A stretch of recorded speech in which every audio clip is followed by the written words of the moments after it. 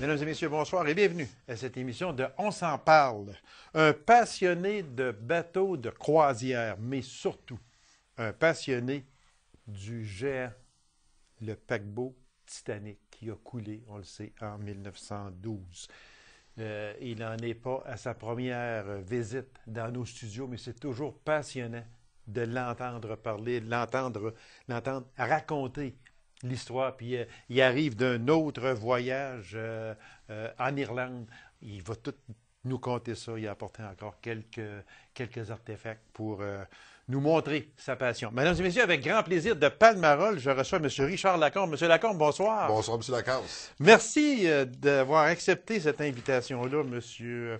Merci à vous surtout, parce que vous savez que j'aime en parler. Ah, ben c'est... Ça va être votre invitation, moi, ça me fait toujours plaisir. Parce que quand il rentre, il faut que je vous le dise, quand il rentre dans le studio, habituellement, on est pas mal prêt. Il reste à mon invité à s'installer.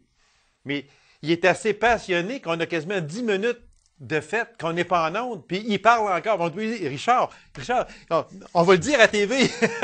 Mais c'est tellement en vous. C'est en vous. Ah, c'est littéralement en nous, en moi. D'ailleurs, j'avais déjà raconté l'histoire. Oui. Pourquoi j'ai ce sentiment-là depuis l'âge de 5 ans? Ça fait depuis 5 ans. C'est justement cette passion-là. J'aimerais ça pour les gens peut-être qui n'ont pas pris les deux autres entrevues que nous avons faites ensemble il y a quelques années, dont une l'an passé puis une il y a quelques années passées. Ça vous vient de où? Comment est née cette passion surtout du Titanic? Surtout? Oui, bien, c'est principalement du Titanic. Pour faire une histoire courte, là, parce qu'à peu près tout le monde connaît l'histoire. Oui. Ça date, aujourd'hui, bon, je vais avoir 60 ans, je peux bien le dire. Et j'avais 5 ans à l'époque, donc on parle des années à peu près 1961. Okay. Je suis assis dans le salon, je me souviens très bien, sur le plancher, devant la vieille Marconi noir et blanc que nos parents avaient. En 1961, il n'y a pas de couleur encore. Non, pas encore. Et le vieux film Titanic jouait. Okay. Le Titanic avec Barbara Stanwyck. Pour ceux qui sont de nos âges, se souviennent de l'actrice Barbara Stanwyck. Oui. Et puis, je suis estomaqué de voir ce bateau-là, ce mastodonte, couler. Puis quand on est enfant, ce qu'on voit à la télévision, on pense que c'est en direct puis que c'est vrai. C'est vrai. Je suis estomaqué, moi, là. Je le vois couler. J'ai resté marqué. Vous avez pas assez de deux yeux pour tout voir, là. Ah, exactement. Puis j'ai 5 ans seulement, là. C'est pas. Je suis pas. Et ce souvenir-là, c'est un des rares souvenirs que j'ai de l'âge de 5 ans, c'est celui-là. Okay. Et c'est resté en dedans de moi, puis je me souviens très bien que même à 7 ans, 8 ans, 10 ans, je me promenais, peu importe où ce que j'allais, peu importe ce que je pouvais lire. Si je voyais le mot, simplement de voir le mot Titanic écrit dans un journal, n'importe où, ça me stupéfait. D'entendre le mot être prononcé, ça me stupéfait. C'était quelque chose qui me stupéfait beaucoup. Jusqu'à, bon, ils ont retrouvé l'épave en 1985, okay. Le 1er septembre 1985. Là, l'engouement a explosé. Puis ça a été mondial. C'est pas juste moi, mais c'est explosé au niveau mondial.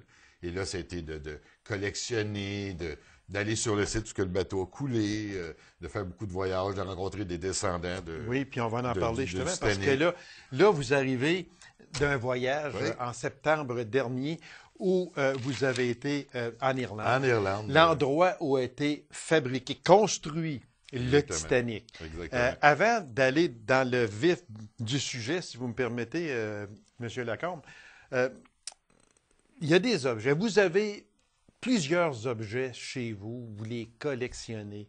Et je me suis invité à aller les voir. Puis, et vous êtes la bienvenue. Merci beaucoup, parce que moi aussi, c'est quand même un sujet qui me passionne beaucoup.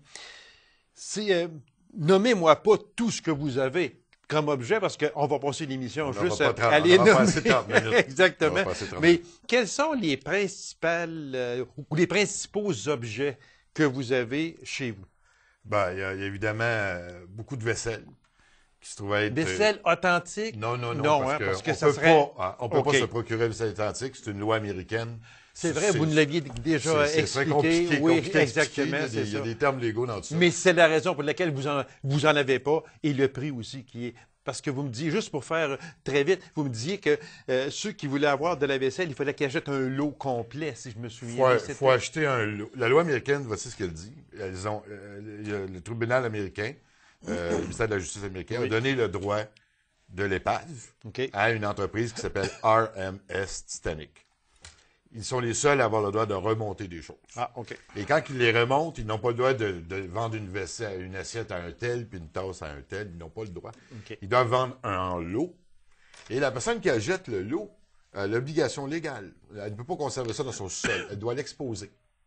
Donc, elle doit le prêter à des musées à travers le monde et ça doit être exposé. OK. Et la raison pourquoi ils ont fait ça, c'est pour éviter que ça se disperse. Que dans 100 ans d'ici, dans 150 ans d'ici, Ils savent plus où sont on les saura affaires plus où du sont tout, les c'est choses. ça. Fait que, Exactement. donc, il est impossible de se procurer. OK. La seule chose qu'on peut se procurer, c'est du charbon. Oui, et vous en aviez en Moi, j'ai un plusieurs morceau, fois. Oui, j'ai un exactement. morceau de charbon comme tel.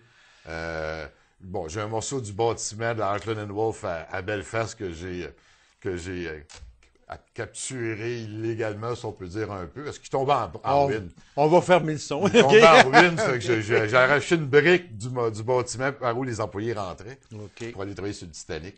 Ce genre de choses-là. Mais, bon, des livres, Bon, oui. évidemment. Mais des chez livres vous, vous avez autographiés. certainement une réplique. J'en suis On en persuadé. est plus qu'une. Vous en avez Ma plus. plus longue mesure 1,03 m de long. OK. Donc, c'est au-delà de 3 pieds de long. J'ai 4-5 répliques Bon. du Titanic comme tel. Vous avez tout ça chez vous. Oui. Bon.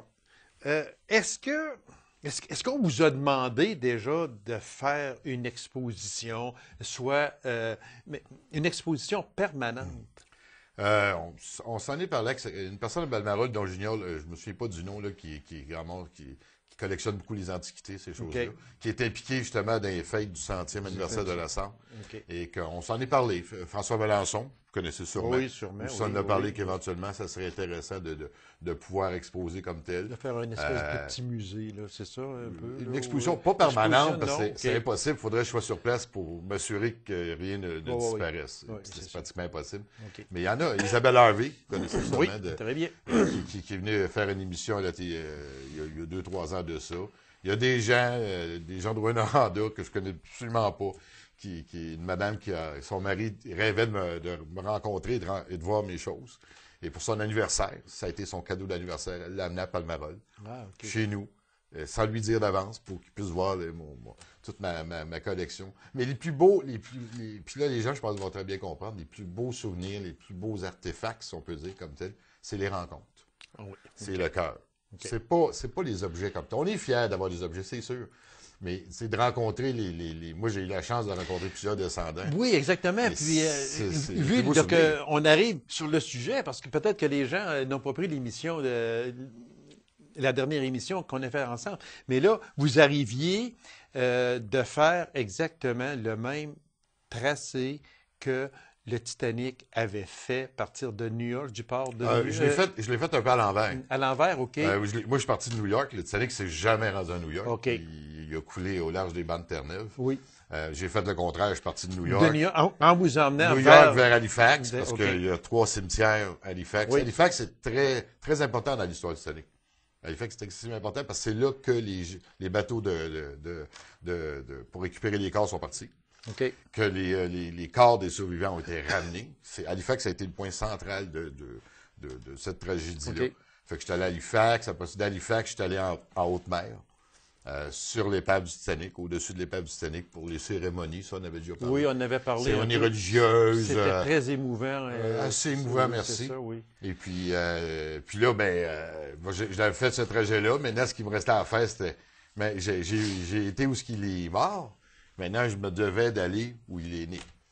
Et il est né où? Il est né à Belfast, en Irlande. Et c'était mon voyage du mois de septembre dernier. Là. Voilà.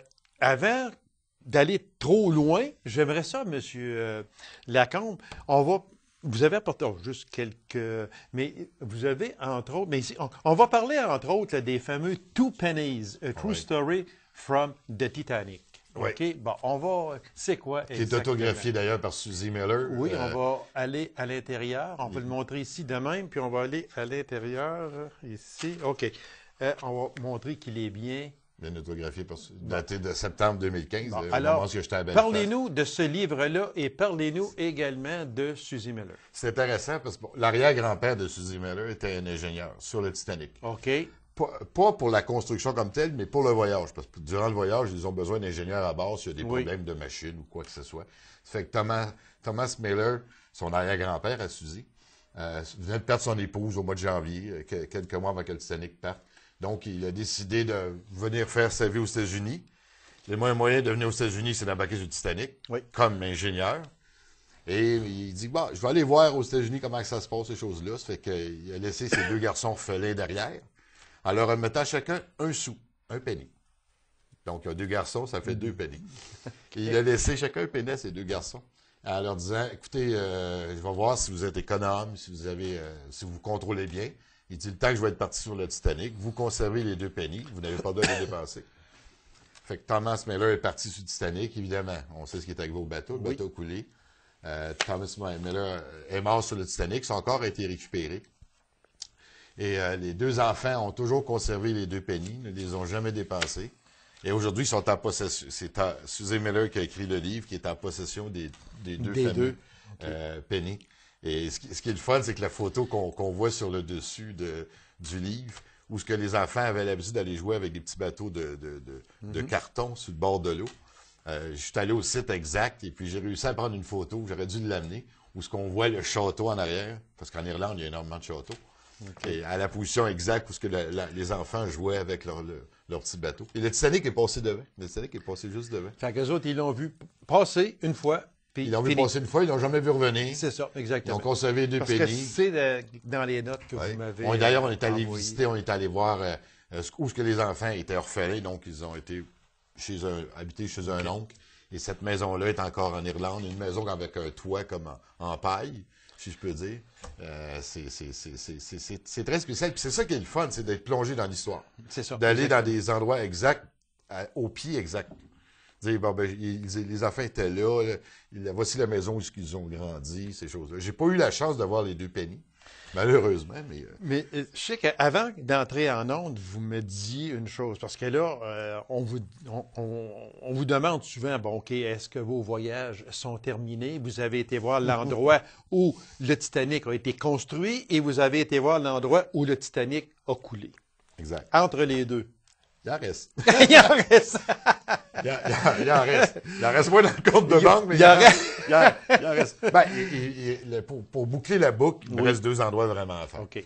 Un, Southampton, en Angleterre, parce que le Titanic est parti de Southampton pour faire son voyage inaugural. Okay. Et il y a énormément de choses à voir à Southampton. Liverpool aussi.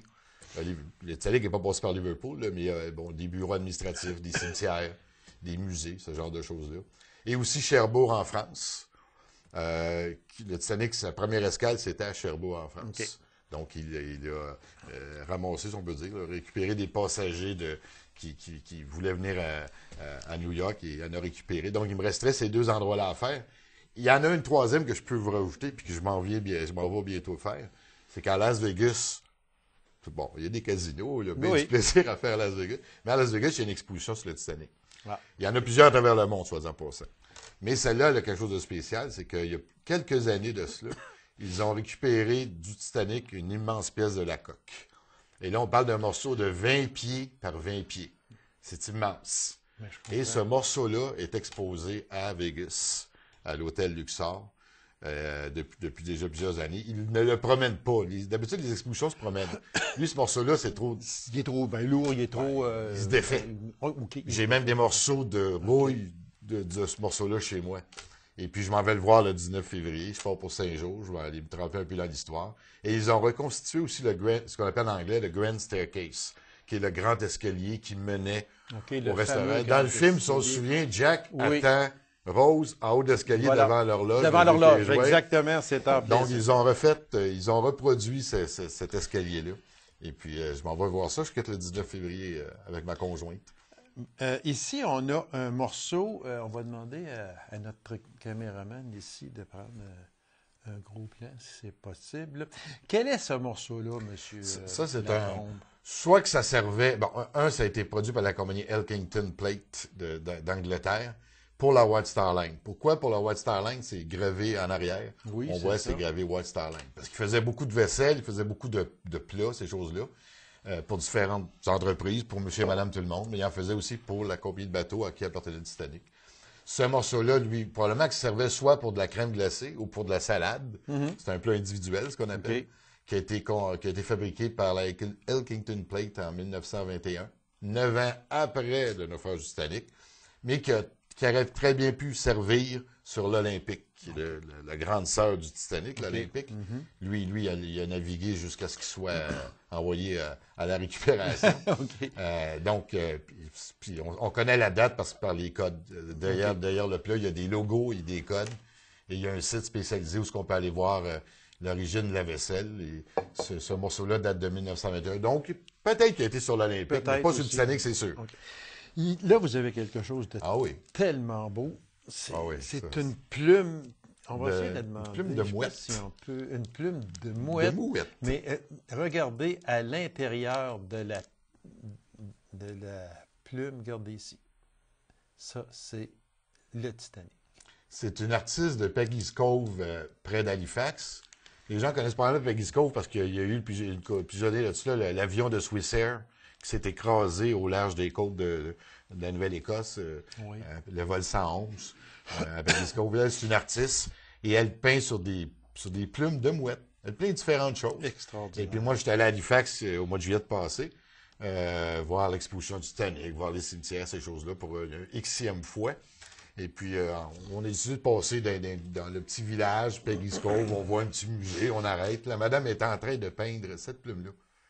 Elle n'était pas finie à l'époque, elle avait peut-être la moitié de faite.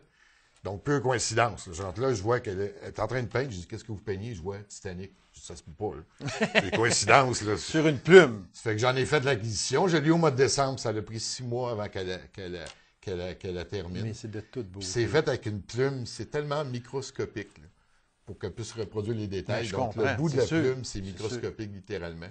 C'est une pièce unique, faite par une artiste de Peggy's Cove. Une autre pièce ici, on va demander là, à notre caméraman de prendre un gros plan. Vous allez nous expliquer c'est quoi, monsieur? L'ancêtre des cartes de punch. OK. Et ici, là, je vais vous montrer ici. Là, mais on peut le voir un peu. Il y a un numéro. Il y a 5 numéros. Il y a 5 numéros, 5 chiffres, OK? Un numéro de 5 chiffres. Les deux qui représente quoi? C'est quoi exactement? Les deux premiers sont liés dans un ordre normal. Là. Les deux premiers chiffres, moi-même, j'ai eu de la misère à les lire, indiquent l'emplacement sur le bateau où le travailleur doit aller travailler. Section, dans le cas présent, je pense que c'est 53, je ne me trompe pas. Donc, toi, aujourd'hui, tu t'en vas travailler dans la section 53 du Titanic ou de l'Olympique, ou peu importe le bateau comme tel. Et puis, ça, c'est les deux premiers chiffres. Et les 3 autres chiffres, par la suite, c'est le numéro de l'employé. Donc, l'employé se présente. L'employé se présente le matin à l'entrée du personnel. Il va dire, bon, ben aujourd'hui, toi, Gaby Lacasse, tu t'en vas travailler à section 53 du bateau. Et ton numéro d'employé pour aujourd'hui, c'est le 209. Ils prennent ça en note dans un livre. L'employé part avec sa petite carte, s'en va vers la section 53 du bateau. Et en passant, il ramasse des outils. Il a besoin d'outils pour travailler. Oui. Donc, il ramasse des outils, mais il doit laisser sa petite carte en retour des outils. Il fait sa journée de travail. À la fin de sa journée de travail, il ramène les outils. On lui remet sa petite carte. Il sort du site et là, on le paye. Puis s'il n'y a pas sa petite carte? Il n'y a pas de paye. Il n'y a pas de commission des normes du travail à l'époque. Exactement, oui. Mais celle-là, la Heartland & Wolff, la compagnie maritime, ont produit environ 20 000 comme tel, parce qu'ils ont énormément de travailleurs. Elle peut avoir servi sur le Titanic ou sur l'Olympique ou n'importe quel autre bateau de la White Star Line. Ça, on ne pourra jamais trouver d'où elle provient exactement. Ils ont décidé de mettre en vente le lot parce qu'ils ne savaient plus quoi en faire. Là. Il y en a 20 000 comme ça. Monsieur Lecombe,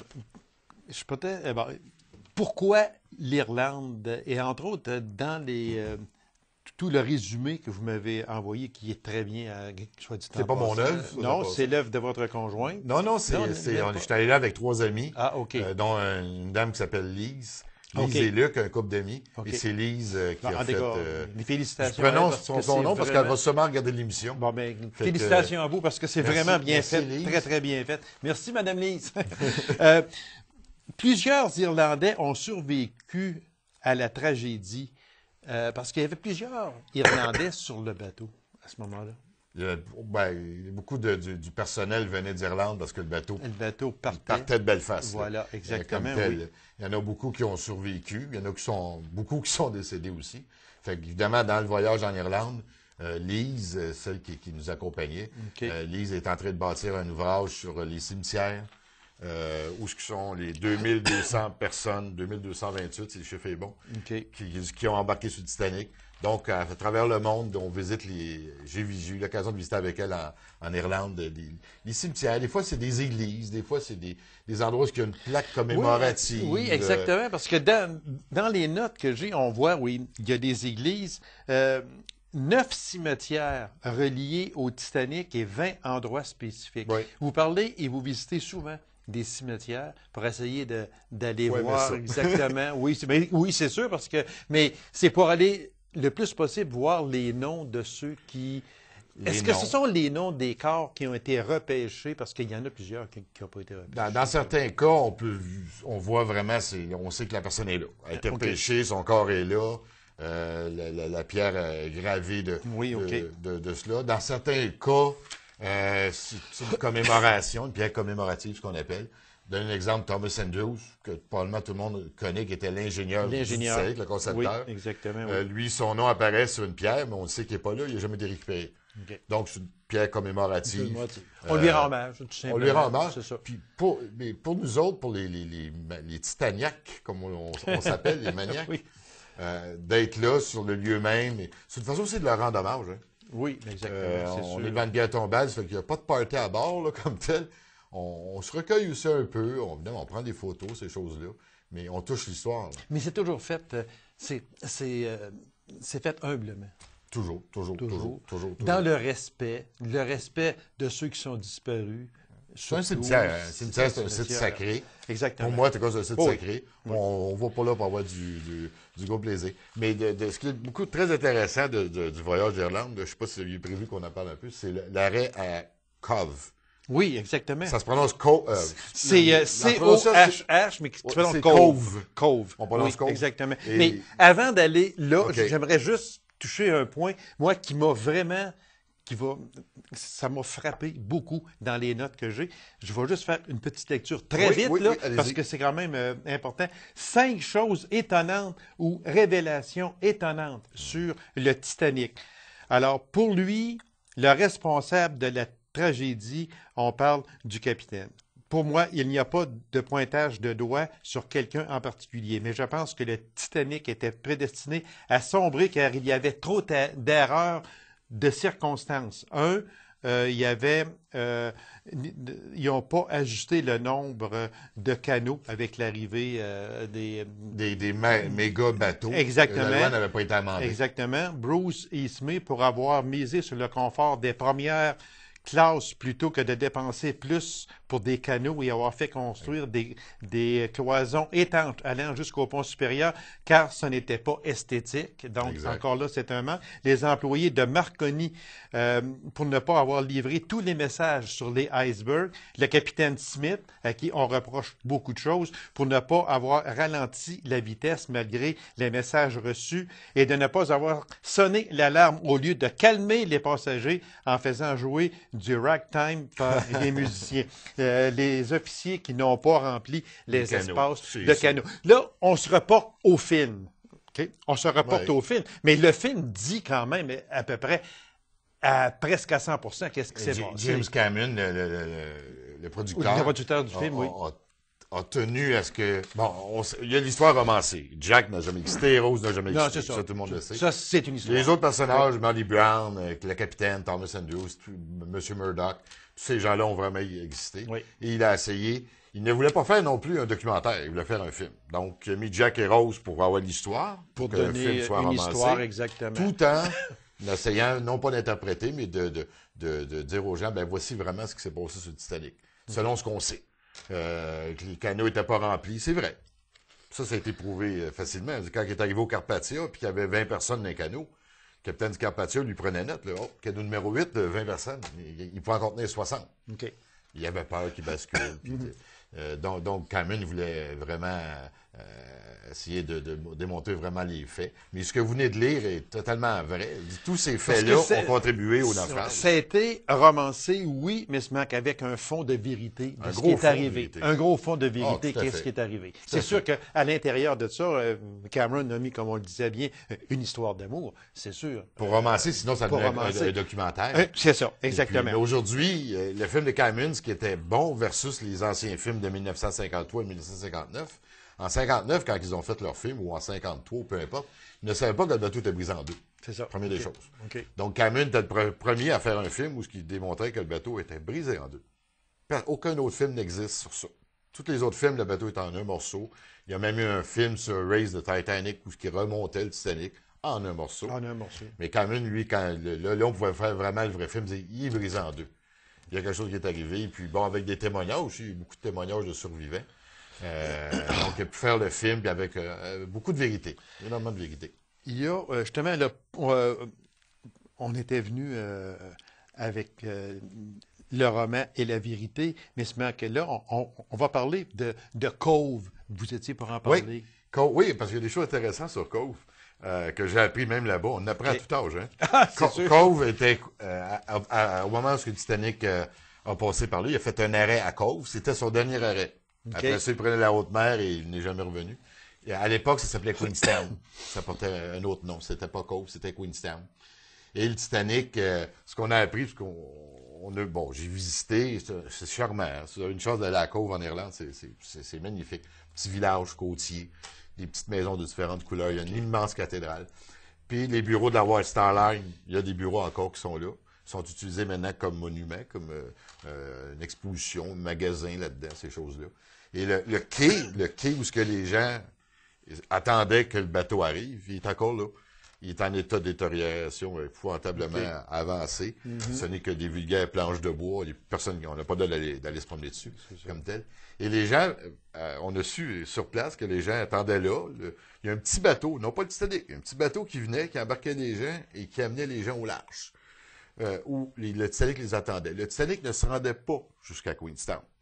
Et on a toujours cru, moi le premier, parce que le bassin d'eau, le tirant d'eau, ce qu'on appelle, il n'était pas suffisant. Donc, tu peux pas amener un Titanic dans 10 pieds d'eau. C'est impossible. C'est sûr. Et on a su que c'était faux. Tellement qu'en 2012, mes amis qui étaient sur le Balmoral, ils ont fait un arrêt à Cove, ou Queenstown, si vous préférez, et ils ont accosté sur le bord au vrai quai. Ça fait qu'on se demandait pourquoi le Titanic, d'abord, il restait au large, puis il n'est pas venu, puis c'est les gens qui allaient vers le Titanic. Oui, OK. À l'époque, si vous vous souvenez, le Titanic porte le nom RMS, Royal Mail Ship or Steamer. Mais c'est les deux premières lettres, c'est R pour Royal, M pour Mail. Donc, il transportait la malle royale. Donc, toute la malle d'Europe s'en venait sur le Titanic pour New York et de là serait dispatchée dans différents États américains. Il y avait deux compagnies qui faisaient ça. La Cunard Lines faisait ça et la White Star Line. Et là, il y avait une compétition. Et là, donc les deux compagnies disaient aux gens des postes en Angleterre, ces choses-là, ou des entreprises qui voulaient envoyer des biens aux États-Unis, nous sommes la plus rapide, nous faisons Southampton, New York en 5 heures, 5 jours, 8 heures, 40 minutes. L'autre disait, je le fais en 2 heures de moins. Donc, pour sauver du temps, au lieu de venir chercher les passagers au quai, ils restaient au large. Les passagers quittaient avant même que le bateau soit au large. Les petits passagers embarquaient dans un petit bateau, s'en allaient au large. Pour aller plus vite. Le Titanic arrivait, ils les embarquent et ils s'en vont. Parce que juste le fait de vouloir stationner un bateau, c'est long. Ben oui, donc, pour sauver 5-6 heures, ils restaient au large. Monsieur, tellement intéressant, Monsieur Lacombe. Merci beaucoup. Mais j'aurais aimé tellement parler des deux vitraux de la Hardman, là, un petit village rural. Là. Mais on pourra en rediscuter encore parce que c'est tellement intéressant de vous entendre. Il y a de la matière. Monsieur Lacombe, merci infiniment. C'était merci vraiment à vous, Monsieur Lacombe. Un plaisir que de vous recevoir. Merci beaucoup. Merci. Alors, mesdames et messieurs, merci d'avoir été là. On se donne rendez-vous à une prochaine émission de On s'en parle. Au revoir et bonne semaine.